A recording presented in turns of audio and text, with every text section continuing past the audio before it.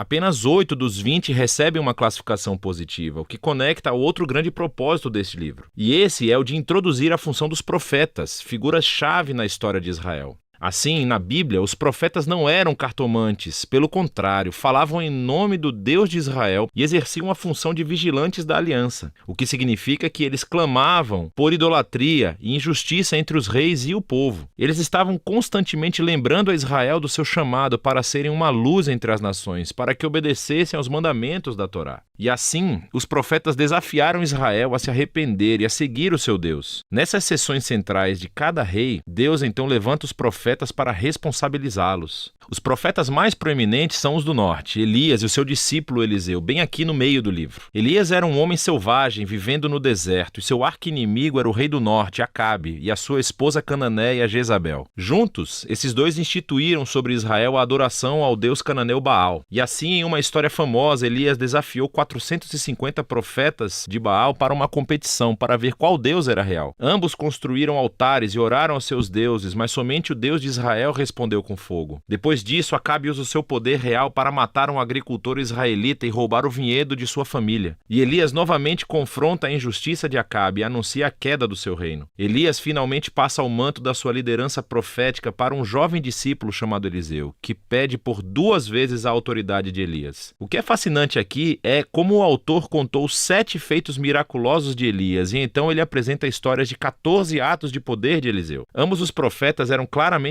homens notáveis e desempenharam o mesmo papel, confrontando os reis de Israel por idolatria e injustiça. E, infelizmente, eles não conseguiram afastar Israel da apostasia. Na próxima sessão, o reino do norte é abalado por uma revolução sangrenta iniciada por um rei chamado Jeú, que destrói a família de Acabe. E embora Jeú tenha sido inicialmente enviado por Deus, sua violência simplesmente ficou fora de controle. E cria esse ciclo de assassinatos políticos e rebeliões das quais Israel nunca se recuperou. Depois de Jeú, acontece uma série de golpes de Estado. E cada rei segue outros deuses e permite injustiças horríveis. Tudo isso leva ao capítulo 17 de 2 Reis. O grande império mau da Assíria desce e acaba completamente com o reino do norte. E a cidade capital de Samaria é conquistada. Os israelitas são exilados e espalhados pelo mundo antigo. Agora, o capítulo 17 é fundamental. O autor interrompe a história e oferece essa reflexão profética sobre o que acabou de acontecer. Ele culpa a queda do reino do norte pela idolatria e infidelidade da aliança de Israel e seus reis. E assim Deus permitiu que eles enfrentassem as consequências das suas decisões. O movimento final do livro conta a história do solitário reino do sul. E aqui encontramos alguns reis muito heróicos, como Ezequias, que confia em Deus quando os exércitos da Assíria batem a porta de Jerusalém. Ou Josias, que descobre esse pergaminho perdido da Torá no templo. Ele começa a ler, sente-se convicto e institui reformas religiosas para remover a idolatria e as influências cananeias na região. Mas Judá está longe demais. O rei bem no meio desses dois, Manassés, é o pior de todos. Ele não só introduz a adoração a estátuas no templo de Jerusalém, como também institui o sacrifício de crianças. E assim Deus envia profetas para dizer que o tempo acabou. Israel atingiu seu ponto sem retorno. Os capítulos finais contam a história do Império Babilônico invadindo Jerusalém, destruindo o templo e levando o povo e a linhagem real de Davi para o exílio. Assim, a história termina e nos deixa a pensar: será que Deus está cansado de Israel? Será que ele está cansado da linhagem de Davi? Bem, o parágrafo final avança cerca de 40 anos até o exílio e conta uma história muito estranha. É sobre Joaquim, um descendente de Davi, que teria sido rei se retornasse a Jerusalém. O rei da Babilônia o libera da prisão e o convida a comer na mesa real pelo resto de sua vida. E o livro termina. Não nos diz muito, mas é uma história que dá um vislumbre da esperança de que Deus não abandonou a linhagem de Davi. Então a questão agora é: como Deus irá cumprir as suas promessas a Abraão, a Davi?